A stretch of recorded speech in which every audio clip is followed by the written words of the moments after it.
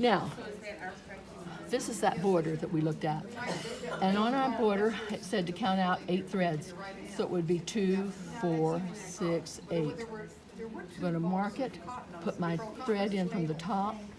That's called parking your thread on the top of your fabric. Then I'm going to come out. Do you want another one for your table? I can share. Well, it doesn't matter where you start because you're going to go 2 by 2. So I'm going to start here, 2, 4, 6, 8. I'm going to come up. I'm going to hold it over my 2 fingers like that. And the diagram shows, now we should have the diagram, but the diagram shows that I've come up. Now, what does it say to do? Go over 2, 1, back in the same space. Watch my hand, my fingers. Pull tight, tight.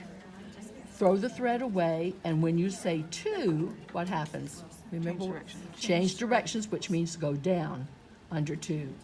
Pull, and look where I'm pulling it, toward my cheek and my ear. Pull tight. Throw it away. And if you do that every time, your needle will come up on the same side of the thread each time, the same place. So 1, and when I say 2, what do we do? Change directions. You go underneath, diagonally. That's the only time your needle will be diagonal, will be when it's like that. Pull tight. Throw the needle away. Same space. So actually, how many stitches do you have in the Nun Stitch? 1, 2. You only have 2. Now you're starting over again. 1. Pull straight towards your ear tight. 1. And when you say 2, what happens? Change directions. You go underneath. Pull. Go up. 1.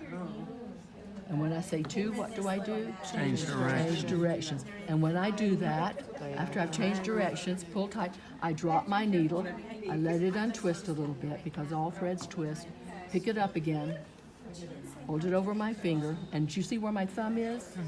Okay? And then I throw it away. I throw my thread away so I can see what I'm doing. And in the Danish technique, we always work toward ourselves. 1, pull tight, and when I say 2, what do I do? Change directions. Change directions. And that's all there is to it.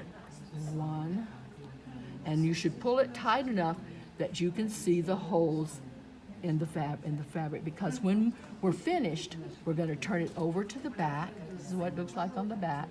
When we're finished in the back, and when you end a thread, if you had to end a thread, and you will always end the thread on that last stitch, which would be that one. I'd park my thread on the top, then I would rethread my needle, and I would take my needle, and you see these diagonal bars?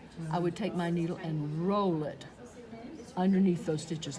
See how I roll my needle? Under about 3 or 4, pull it really tight and cut it off. And then to start a new one, I would go underneath, and my first stitch would come up just like if it were a brand new stitch. Right here, that's where your needle would come up after you run it under from the back. So there you're starting all over again. But you want it to be so that you just have the holes. Now, how am I going to cut that away? I turn it over to the back later, after I've gone all the way around, and that's the last thing you're going to do. Wash it, press it, then you're going to go right next to the stitch, right outside here. You're going to take that thread that's right outside the stitch, you're going to take it, lift it up, cut it, and remove it completely from the fabric. And then you'll cut in that ditch left by that empty thread, that empty space, and that'll give you what you see on all my pieces over there. And there's some more examples on the table that you can look at later.